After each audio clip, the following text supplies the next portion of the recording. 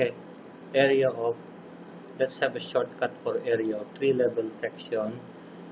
This is a board exam 2017. Okay, find the area of the cross section if the width of the roadway is 12 meters. Okay, ang diskarte rito is what? Is add mo lang to yung 9.8 plus 11.2, store mo siya sa A, tapos yung dalawa 3.2 plus 4.21, yung dalawang dulo, store mo siya sa B, and then the area is just A times ito 2.8, itong plus yung B times the width of the roadway. Okay, yung kalahati ng width, which is 6. Okay, and then times 0.5 mo lang. Okay, that is the answer, 51.63.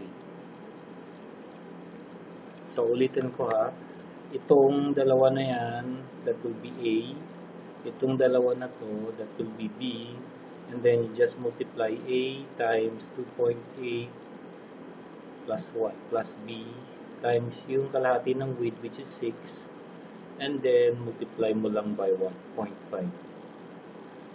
So ganito rin dito. Okay, so ang given naman yung cross-sectional area, width is 10, so ang kalahati ng 10 is what? 5. So ang gawin mo, yung 9.8 plus yung 7.4, okay, store mo siya sa A, and then yung 2.4 plus 1.2, store mo siya sa B. Okay, then therefore we have what? AX plus what? B times the width of what? Of 5 is equal to what? Is equal lang to twice of 42.9.